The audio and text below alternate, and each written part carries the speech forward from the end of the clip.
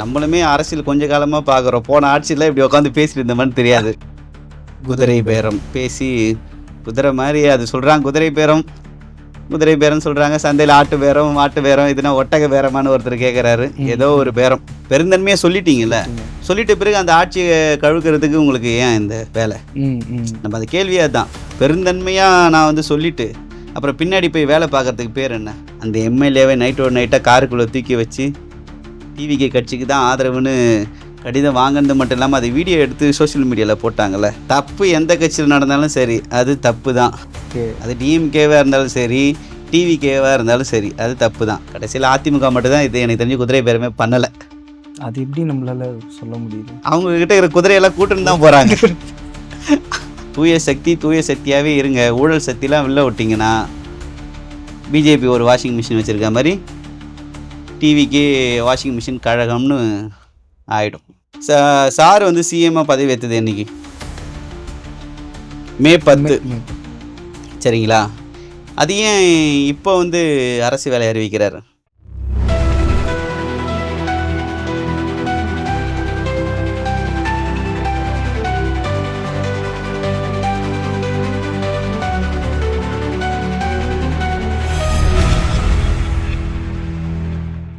வணக்கம் மக்களே, welcome to unlimited tax. நான் உங்கள் கண்டென்ட் கருவாயன்.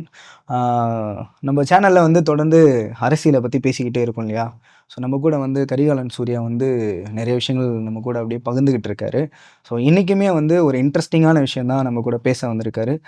வணக்கம் கரிகாலன் சூர்யா. வணக்கம், எப்படி இருக்கீங்க? நான் நல்லா இருக்கேன். நீங்கன்னா பயங்கரமாக இருக்கீங்க, பொட்டெல்லாம் வச்சுட்டு மங்களகரமாக இருக்கீங்க. அப்போனா கண்டிப்பாக ஏதோ சிக்கலான மேட்ரு தான் கொண்டு வந்திருப்பீங்க, கரெக்டா? இல்லை, அப்படி இல்லை, பயபக்தியோட வந்துருக்கு. ஏன் அந்த பயபக்தி எதற்காக அந்த பயபக்தி எனக்கு புரியல. அரசியல்ல வந்து யாரும் பயபக்தி இல்லை, நான் இந்த கேள்வி கேட்டு ஆகணும். பயபக்தி இந்த வந்து டிவி கேக்கு பயபக்தியா இல்லை டிஎம்கேக்கு பயபக்தியா? மக்களுக்கு பயபக்தியா இருக்கு. மக்களுக்கு வந்து நல்லது நடக்கணுன்றதுக்காக பயபக்தியாக கோயிலுக்கு போயிட்டு வேண்டிட்டு வந்து நம்ம அரசியல். இதுக்கும் எனக்கும் எந்த சம்மந்தமும் கிடையாது. நான் ஜஸ்ட் ஆங்கர் தான், ஓகேங்களா? அவர் என்ன சொல்கிறாரு, என்ன பேசுகிறாருன்றதை நீங்களே கேட்டுக்கோங்க. ஓகே, ஸோ இன்றைக்கி வந்து ஒரு செம்ம இன்ட்ரெஸ்டிங்கான ஒரு டாபிக் தான். எப்படின்னா, நான் வந்து ஒரு பொதுவாக வந்து குதிரை பேரம் அப்படின்றத வந்து யார் சொல்லியுமே நான் கேட்கல. எதிர்கட்சி தலைவர் டிஎம்கே வந்து உதயநிதி இருக்கார் இல்லையா, அவர் சொல்லி தான் நான் வந்து கேள்விப்பட்டிருக்கேன். பட் ஆனால் இப்போ வந்து அந்த வார்த்தை அவங்களுக்கே வந்து ரிஃப்ளெக்ட் ஆகிருக்கு அப்படின்ற மாதிரி நான் நினைக்கிறேன். நீங்கள் எப்படி நான் எதை பற்றி பேசுகிறேன்னு தெரியுது அவங்களுக்கு? என்ன மாதிரியே பொட்டு வச்சிருப்பாரு. முன்னாள் அமைச்சர் செந்தில் பாலாஜி பற்றி பேசுகிறீங்களா? எப்படி ப்ரோ கரெக்டாக சொல்லிட்டீங்க? இல்லை, உங்கள் முகத்தில் அந்த ஒளிவட்டம் தெரியுது. தெரியும். குதிரை பேரம்னு நீங்கள் சொல்லும் போதே புரிஞ்சிருக்கும். அது அவங்களுக்கே திரும்ப வருதான்னு சொல்லும் போது நமக்கு வந்து புரிஞ்சு போச்சு. நீங்கள் வந்து அமைச்சர் செந்தில் பாலாஜியை வந்து கேட்குறீங்கன்னு. ஆமாம், இப்போ என்ன சொல்கிறேன்னா, மக்களால் தேர்ந்தெடுக்கப்பட்ட ஒரு ஆட்சி அப்படின்னு வந்து டிவிக்கே சொல்லுது. இல்லை, முதல்ல வந்து நான் என்னோட கேள்விக்கு மட்டும் சொல்லுங்க, குதிரை பேரம்னா என்ன? எனக்கு தெரியல, நான் உங்ககிட்ட கேட்டு தெரிஞ்சுக்கிறேன். அது மக்களுக்குமே தெரியாதவங்க தெரிஞ்சுக்கிட்டோம். இப்போ நம்மளுமே அரசியல் கொஞ்ச காலமாக பார்க்குறோம். போன ஆட்சியில் இப்படி உட்காந்து பேசிட்டு இருந்தோமான்னு தெரியாது. கரெக்ட். அப்போ போன ஆட்சியில் எல்லாருமே ஒரு மெஜாரிட்டியான கவர்மெண்ட்டாக வந்திருக்கும் போது ஒரு கட்சியிலேருந்து இன்னொரு எம்எல்ஏவை பேசியோ ஒரு கூட்டணியிலேருந்து இன்னொருத்தவங்களை கூப்பிட்டோ விலைக்கு வாங்கி ஆட்சி அமைச்சு நம்ம பார்த்தோம்னா போன எலெக்ஷன்லேயே அந்த குதிரை பேரம்லாம் நமக்கு பெருசாக தெரிய வந்திருக்கும். இப்போ நமக்கு ஏன் தெரியுதுன்னா வந்து மெஜாரிட்டி சீட்ஸ் வந்து டிவிகே கிட்டே இல்லை. 108 ஜெயிக்கிறாங்க. அதில் ஒன்று வந்து அவர் இல்லாமல் ஆகுது. ஏன்னா 2 இடத்துல ஜெயிச்சனா ஒன்று இல்லாமல் ஆகுது, 107 ஆகுது. அப்போது அவருக்கு நிறைய எம்எல்ஏஸ் வந்து தேவைப்படுது. டிஎம்கேல ஜெயிச்ச கூட்டணிலேருந்து சில பேர் வந்துட்டாங்க. அதெல்லாம் வச்சு ஆட்சி வந்து அமைச்சிட்டாங்க. அப்போது அவங்களோட சீட்ஸுன்னு பார்த்தீங்கன்னா 107 தான். சரிங்களா? அப்போது அந்த எம்எல்ஏவிலேருந்து ஒரு 5 பேரை பிடுங்கினாலும் ஆட்சி கலையும். இல்லை, அதிமுகலேருந்து கொஞ்சம் பேர் அவங்க கூப்பிட்டுக்கிட்டாலும் ஸ்ட்ராங்கான ஒரு ஆட்சியாக அமையும். அப்போது எம்எல்ஏகளை விலை பேசுகிறாங்க பார்த்தீங்களா? இது பேர் தான் வந்து குதிரை பேரம். பேசி குதிரை மாதிரி அது சொல்கிறாங்க. குதிரை பேரம் சொல்கிறாங்க. சந்தையில் ஆட்டு பேரம் இதுனா ஒட்டக பேரமானு ஒருத்தர் கேட்குறாரு. ஏதோ ஒரு பேரம். எம்எல்ஏக்களை விலைக்கு வாங்கி தன்னோட ஆட்சியை வந்து முழுமையாக அந்த காலம் ஓட்டுறதுக்காக பண்ணுறது பேர் தான் குதிரை பேரம்னு அண்ணன் உதயநிதி அடிக்கடி எல்லா மேடையிலையும் இந்த குதிரை பேரத்தின் அடிப்படையில் தான் இந்த ஆட்சி வந்து நடக்குதுன்னு சொல்லிட்டு இருந்தார். இப்போ வந்து அந்த குதிரை பேரம் வந்து இங்கே நடந்திருக்கு. அதான் இப்ப இந்த டிவிகே ஆட்சிய வந்து கவிழ்க்கிறதுக்காக, டிவிகே எம்எல்ஏ கிட்ட வந்து அ முன்னாள் அமைச்சர் செந்தில் பாலாஜியும், அவரோட தம்பியும் மற்றும் அவரோட ஆட்கள் கொஞ்சம் பேர் வந்து டிவிகே எம்எல்ஏ கிட்ட வந்து குதிரை பேரம் பேசுனதா சொல்லி, அது ஒரு வழக்காகவும் பதிவாகி ம். இருக்கு. ம். ம். அந்த வழக்கின் அதுக்காக காவல்துறை போயிட்டு செந்தில் பாலாஜி முன்னாள் அமைச்சர் செந்தில் பாலாஜி வீட்ல போயிட்டு அதுக்கான நோட்டீஸ் குடுத்துருக்காங்க. ம். இந்த மாரி இந்த வழக்கு சம்மந்தமா நான் வந்திருக்கேன். அப்படின்றத அவங்க அப்பா கிட்ட காவல்துறை சொல்லி குடுத்துருக்காரு. ஆஜராக சொல்லுங்கன்னு. அவங்க தம்பி முன்னாள் அமைச்சர் செந்தில் பாலாஜியோட தம்பியும் வந்து அதுக்கு முன்ஜாமீன் ஏதோ போட்டா மாதிரி கேள்விப்படுறோம். அது இல்லாம ஆனதாகவும் ம். ம். ம். பாக்குது. ஓகே. அப்ப அது வந்து 100க்கு 100 உண்மதான் இருக்கும். அதே எஃப்ஐஆர் தான் ஆயிடுச்சுங்கங்க. ஓகே, இப்ப அவர் ஓகே. பேரு இருக்கா இல்லையா? அவரு வந்து அவரையும் விசாரணைக்கு கூப்பிட்டாச்சு. ம். அதான் பொதுவா வந்து அரசியல் வட்டாரத்துல ஏதாச்சும் ஒரு பிரச்சனை நடக்குது. ஏதோ ஒரு கேஸ்ல மாட்டிக்கிட்டோம் அப்படின்னா, ஒண்ணு அப்ஸ்கண்ட் ஆகுறது. அப்புறம் நெஞ்சு வலி வந்துருச்சுன்னு போயிட்டு ஹாஸ்பிட்டல்ல படுத்துக்கிறது. அப்படி இல்லாட்டி வந்து எனக்கு இங்க வேற ஒரு ஊர்ல எனக்கு கொஞ்சம் வேலை இருக்கு. நான் போறேன் அப்படின்னு சொல்றது. இந்த மாரிலாம் தப்பிச்சுக்கிட்டே இருக்காங்க. இது நீங்க வந்து இது வந்து எப்படி இது உண்மையாவே இது பாசிபிள் தானா? ஏன்னா நானுமே வந்து சின்ன வயசுலேருந்து படத்தெல்லாம் பார்க்குறேன். படத்துலயுமே அப்படிதான் நடக்குது. அப்படியே நேர்ல பார்த்தாலும் அப்படிதான் நடக்குது. ரியல்ல நடக்கிறது தான் படத்துலேருந்து எடுக்குறாங்க.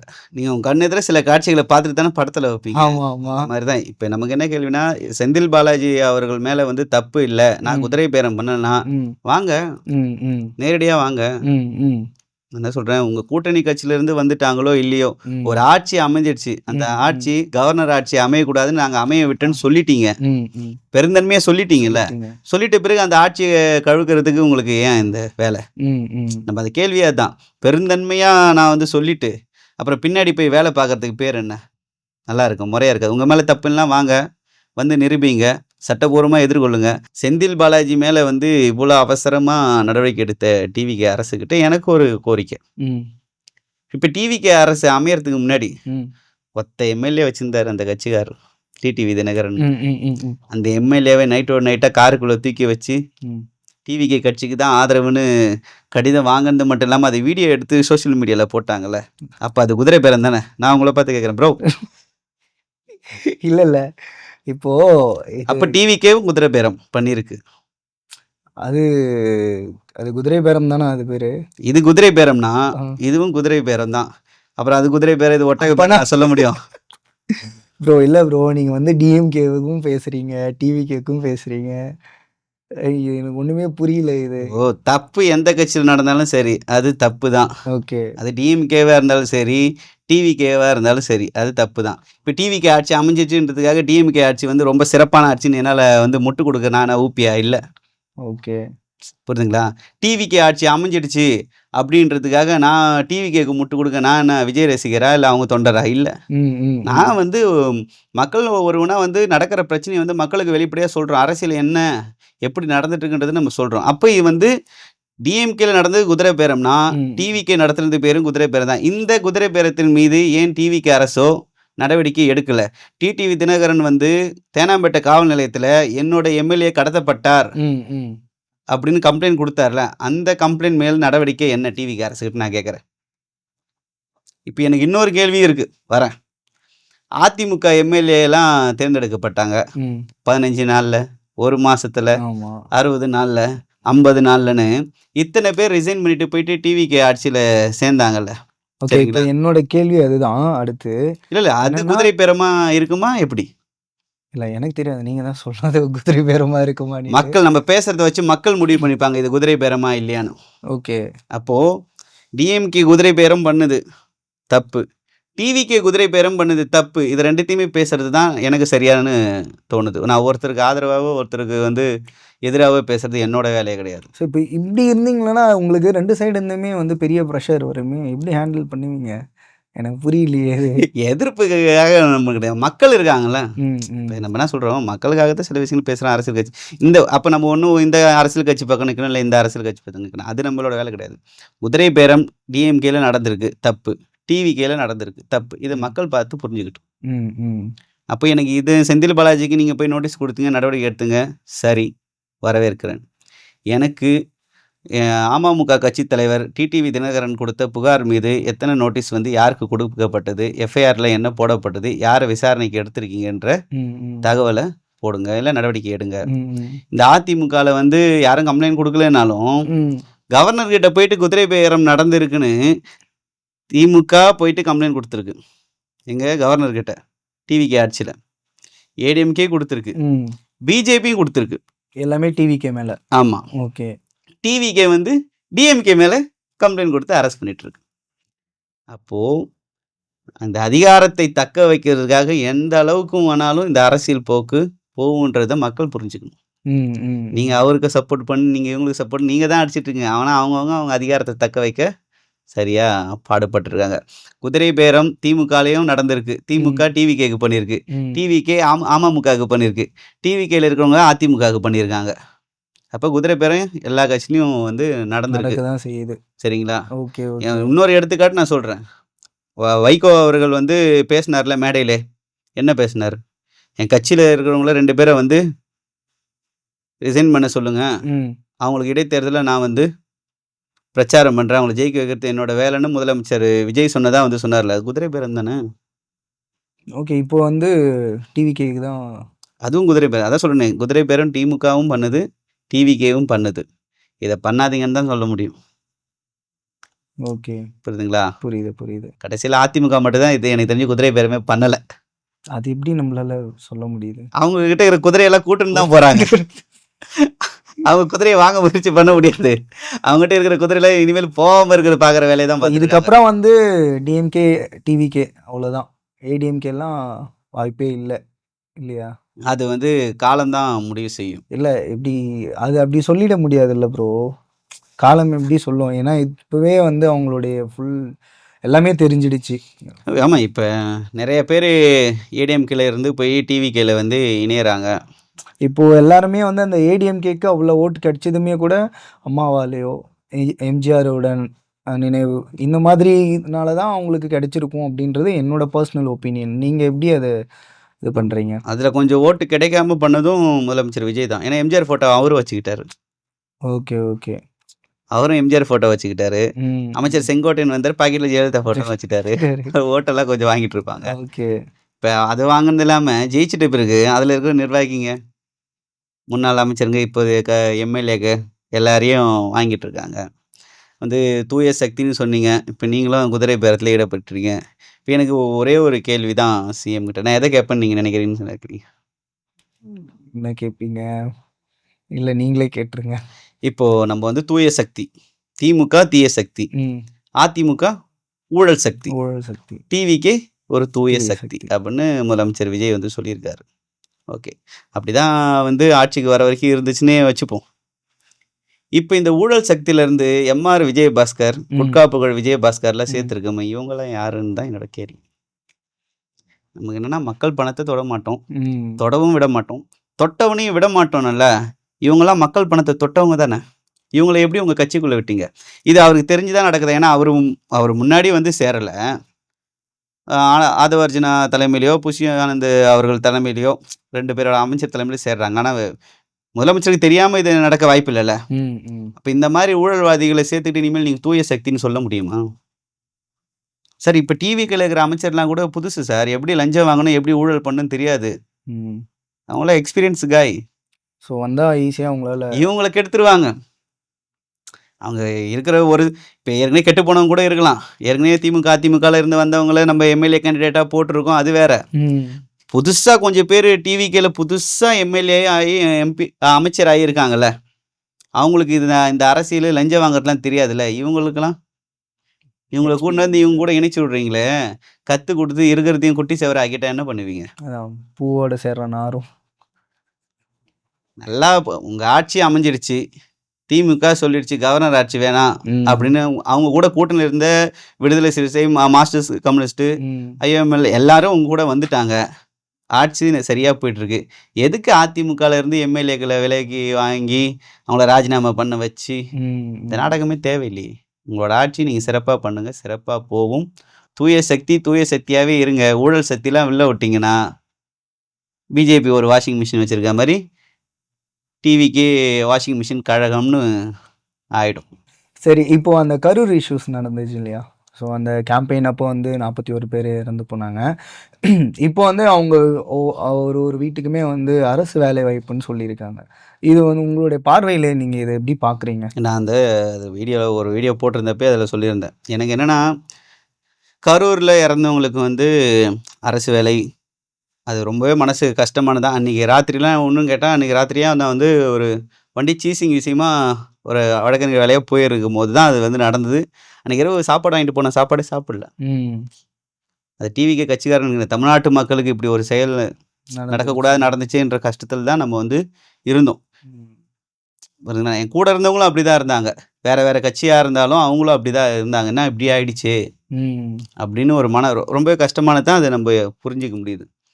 ஆனால் அது நடந்தது அரசு தரப்பில் ஒரு நிகழ்ச்சி ஏற்பாடு பண்ணி இறக்கலை. மக்கள் போராட்டம்லாம் பண்ணுவாங்க. இப்போ ஸ்டெர்லைட்டுக்கு எதிராக, ஜல்லிக்கட்டுக்கு எதிராக ஒரு உரிமையை மீட்க போராட்டம் பண்ணுவாங்க. அதில் ஒரு இறப்பு நடக்குது. அந்த மாதிரியும் இல்லை. இப்போ இன்றைக்கி அவங்க ஆட்சியில் இருக்காங்க. இதுக்கு முன்னாடி அவங்க ஒரு கட்சி தனியாக ஒரு கட்சியோட மீட்டிங்க்கு வந்து இறந்துட்டாங்க. அவங்களுக்கு அரசு 10 லட்ச ரூபா கொடுத்தது. அரசு 10 லட்ச ரூபா கொடுத்த பிறகு தான் அப்போதைக்கு தமிழக வெற்றி கழகம் 20 லட்ச ரூபா அறிவிச்சது. ஒருவேளை அரசு கொடுக்காம இருந்தால் கொடுத்துருப்பாங்களோ இல்லையா, அது வேறு விமர்சனம். அது அப்புறம் பார்த்துப்போம். கொடுத்துது 20 லட்ச ரூபா கொடுத்துருக்கு, 30 லட்ச ரூபா கொடுத்துருக்கு. நான் என்ன சொல்கிறேன், உங்கள் கட்சி மீட்டிங் வந்து தானே இருந்தாங்க. இன்னும் ஒரு வீட்டுக்கு 80 லட்ச ரூபா கூட கொடுங்க கட்சி நிதியிலேருந்து. கட்சிக்கிட்ட நிதி இல்லைன்னு சொல்ல போகிறீங்களா? இல்லை, தேர்தல் ஆணையத்தில் கொடுத்துட்டீங்க, எவ்வளோ எங்கெங்கே வசூலாகிருக்குன்னு அதுலேருந்து கொடுங்க. அரசு வேலை கொடுப்பது என்பது ஏற்றுக்க முடியாத ஒரு விஷயம். இப்போ திமுக இதே மாதிரி தான் நிறைய பேருக்கு இருக்காங்க. திமுக மட்டும் கள்ளக்குறிச்சியில் கள்ள சாராயம் குடிச்சு இறந்தவங்களுக்கு 10 லட்ச ரூபா கொடுத்து தப்பு. கள்ள சாராயம் குடிக்கூடாதுன்னு தெரியும், குடிச்சு செத்தவனுக்கு எதுக்கு 10 லட்ச ரூபான்னு தான் தமிழ்நாட்டு மக்கள் அப்போ எல்லாரும் கேட்டாங்க. ஏர் ஷோஸில் கூட மெரினால ஒரு 3 பேர் இறந்தாங்க. அதை ஒரு அரசால் ஒருங்கிணைக்கப்படுது. அதுவும் பொலிட்டிக்கல் மீட்டிங்கு நம்ம என்ன பண்ண முடியும்? நான் சொல்கிறேன், அரசு வேலையை கொடுக்குறேன். உங்கள் கட்சி சார்பாக வந்த மீட்டிங் தானே. கட்சியிலேருந்து 20 லட்ச ரூபா கொடுத்துருக்கீங்க. நிதித்துறை அமைச்சர் வந்து அவங்களுக்கான கல்வி கடன்லாம் நானே ஏற்றுறேன்னு மரிய வில்சன் வந்து சொல்லியிருக்கேன். அப்போவே பேட்டி கொடுத்துருக்காரு. சரிங்களா? இன்னும் 80 லட்ச ரூபா கொடுங்க. சரிங்களா? நீங்கள் அரசு வேலை இப்போ கொடுக்குறதுன்றது இந்த அரசு வேலைக்காக படிச்சுட்டு இருக்கான் பார்த்தீங்களா, கண்ணீர் வடிக்கிறான். அப்போது அடுத்த மீட்டிங்கில் எங்கள் தாத்தாவை அமுச்சு விட்டலாமான்னு ஒருத்தங்க கேட்பான். ஏன் எங்கள் வீட்டுக்கு அரசு வேலை கிடைக்குமேன்னு. இது நல்லா இருக்குமா? அவங்களோட வாழ்வாதாரத்தை அவங்களுக்கு நீங்கள் நல்லது பண்ணணுன்றது உள்ளபடியே சரிதான். ஆனால் அரசு வேலை கொடுக்கறது என்பது சரியாக இருக்குமான்னு கேட்டால் இருக்காதுன்றது தான் நம்மளோட பதிலே. அது சரி இருக்காதுல்ல. சரி, அப்படியே எனக்கு உள்ளபடியே ஒரு கேள்வி. சார் வந்து சிஎம்மாக பதவி ஏற்றது என்னைக்கு? மே 10. சரிங்களா? அது ஏன் இப்போ வந்து அரசு வேலை அறிவிக்கிறார்? அந்த மக்கள் இறந்தது எப்பயோ, பதவி 10ஆம் தேதி ஏற்றாச்சு, இப்போயே அறிவிக்க வேண்டியது தானே. எனக்கு இதுக்கு பின்னாடி இருக்கிற அரசியல் நான் வந்து ஒரு வீடியோவில் தெளிவாக சொல்லிட்டேன். இதுக்கு பின்னாடி இருக்கிற அரசியல் என்ன? Karur MLA MR Bhaskar resign பண்ணிட்டு டிவிகளை வந்து சேர்ந்துட்டார். கரூருக்கு இடைத்தேர்தல் வரப்போகுது. அதுக்கப்புறம் தான் கரூர் மக்களை வந்து முதலமைச்சர் விஜய் சந்திக்க போகிறேன்னு சொல்கிறார். அதுக்கப்புறம் தான் அவங்களுக்கு அரசு வேலையும் தரப்போகிறேன்றார். ஒருவேளை இது வந்து தேர்தல் அரசியலாக இருக்குமோன்ற சந்தேகமும் எனக்கு இருக்குது. ஒருவேளை அந்த கரூர் எம்எல்ஏ திரும்ப வெற்றி பெறணுன்றதுக்காக இருக்குமோன்ற சந்தேகமும் இருக்குது. இன்றைக்கி வந்து நாம் தமிழர் கட்சியிலேருந்து மதுரை கிளை இருக்குது, உயர்நீதிமன்றம் மதுரை கிளையில் வந்து ஒரு மனுத்தை வந்து தாக்கல் செஞ்சாங்க. என்ன தாக்கல் செஞ்சாங்க? இந்த மாதிரி கரூரில் இறந்தவங்களுக்கு அரசு வேலை வந்து கொடுக்கக்கூடாது. ஆனால் கோர்ட் என்ன சொல்லிச்சு, இது சுப்ரீம் கோர்ட்டில் வந்து வழக்கு இருக்குது, நீங்கள் அதோட இதை பார்த்துங்கன்ற மாதிரி சொல்லிடுச்சு. இப்போ எல்லாருமே வந்து சொல்கிறாங்கல்ல, ஏன்னா உங்கள் கட்சிக்கு வந்தவங்க இறந்ததுக்கு உங்கள் கட்சியிலேருந்து கொடுங்க. நீங்கள் அந்த கட்சி அரசாக மாறிடுச்சுன்றதுக்காக அவங்களுக்கு அரசு வேலை கொடுக்கறது என்பது சரியாக இருக்காது அப்படின்றது தான் நம்மளோட பதில். ஓகே, சரிங்களா? நீங்கள் கொடுங்க, கட்சியில் ஃபண்டு இல்லைன்னு சொல்ல போகிறீங்களா? இல்லைன்னு மட்டும் சொல்லாதீங்க. ஏன்னா எலெக்ஷன் கமிஷனில் வந்து உங்களுக்கு பார்ட்டிக்கு எவ்வளோ ஃபண்டு வந்துச்சு எல்லாத்துக்கும் வந்து லிஸ்ட்டு கொடுத்துட்டீங்க. அதனால் காசு இல்லைன்னு மட்டும் சொல்லாதீங்க. அது இல்லாமல் முதலமைச்சர்கிட்ட நிறைய காசு இருக்குதுன்னு அவங்க கட்சியாளங்களே சொல்கிறாங்க. சொந்த காசை வச்சு தான் கட்சி நடத்துகிறாங்கன்னு. உங்களை பார்க்க வந்து இறந்தவங்களுக்கு நீங்கள் வந்து உங்களோட சொந்த காசை கூட கொடுங்க. அரசு வேலை கொடுக்கறதுன்றது அந்த அரசாங்க வேலைக்கு 10 வருஷமாக 8 வருஷமாக படிச்சுட்டு இருக்கான் பாருங்கள், அவங்ககிட்ட போய் கேட்டு பாருங்கள் கொடுக்கலாமா வேணாமா. நீங்களும் நானும் கொடுத்துடலான்னு ஏன் நம்ம முயற்சியே பண்ணலையே? நீங்களும் அரசு வேலைக்கு முயற்சி பண்ணல, நானும் முயற்சி பண்ணல. நான் நம்மக்கிட்ட கேட்டால் அதை பற்றி என்ன தெரியும்? கொடுத்தா கொடுக்கட்டும், நல்ல விஷயம் தான் சொல்லுவோம். அத முயற்சி பண்றவன் ஒரு 20 பேர கூப்பிட்டு, இந்த மாரி குடுக்கலாமான்னு கேளுங்க. என்ன பதில் சொல்லுவான்? கொடுக்கக்கூடாதுன்னு தான் எல்லாம் வீடியோ போட்டுட்ருக்கான். இப்ப அரசு இதெல்லாம் வந்து பார்வையில எடுத்துக்கிட்டு, ம். அவங்களுக்கு என்ன பண்ணணுமோ பண்ணி குடுங்க. அவங்களுக்கு நல்லது செய்யுங்க. ஆனா அரசு வேலை குடுக்கறது எனக்கு ஏற்புடையதா இல்ல. உங்களோட பார்வையில. எனக்கு என்னோட பார்வையில, அரசு வேலைக்கு முயற்சி பண்றவங்க பார்வையில, பண்றவங்க. அரசியல உத்து நோக்கிட்டு இருக்க சில அரசியல் பார்க்குறவங்க பார்வையில, எல்லார் ம். பார்வையிலயும் அப்படிதான். டிவிக்கு பார்வையில மட்டும் அப்படி இல்ல. அப்படி அப்படி சொல்ல முடியல. மேபி வந்து நீங்க டிவிகே சார்புல இருக்கிறவங்களுமே கூட இதுக்கு வந்து முரண்படலாம் இல்லையா? இல்லையே அந்த வீடியோல யாரும் என்ன அப்படி கேட்கலையே. "உனக்கு என்னடா பிரச்சனை? அவங்களுக்கு கொடுத்தா" அப்படின்றது தான் கேள்வி. எனக்கு எந்த பிரச்சனையும் இல்ல. அவங்களுக்கு அவங்க வாழ்க்கை நல்லா இருக்கணும். அதுக்கான விஷயங்கள் எல்லாம் பண்ணுங்க. ஆனா, அரசு வேலை கொடுப்பது ஏற்புடையதாக இல்ல. அதற்காக படித்துக்கொண்டு இருக்கும் இளைஞர்களின் வாழ்க்கையை கெடுப்பதும் எனக்கு சரியாக படல. அதனால நான் சொல்றேன் அத. ஓகே. ஓகே மக்களே. நம்ம கூட வந்து பயங்கரமா வந்து இப்போ எவ்ளோ நடந்துகிட்டு இருக்கு, அரசியல்ல என்னென்ன நடந்துகிட்டு இருக்கு அப்படின்றத பத்தி, குதிரை பேரம்னா என்ன, அதுக்கப்புறம் வந்து செந்தில் பாலாஜியோட எல்லா விஷயங்கள், அதுக்கப்புறம் வந்து இப்போ அந்த கரூர் சம்பவம் இத பத்தியெல்லாம் வந்து ரொம்ப டீப்பா வந்து பேசினாரு கரிகாலன் அவர்கள். ஸோ ரொம்ப பெரிய நன்றி. ஓகே மக்களே. அ தொடர்ந்து அடுத்தடுத்து நம்ம அரசியல் பிரச்சனைகள் அண்ட் வந்து சமூகம் சார்ந்த பிரச்சனைகள பத்தி தெரிஞ்சுக்க நம்மளோட அன்லிமிட்டட் டாக்ஸ வந்து அப்படியே ஃபாலோ பண்ணிக்கோங்க. அடுத்து ஒரு நல்ல டாபிக்கோட நான் உங்கள வந்து சந்திக்கிறேன். Thank you.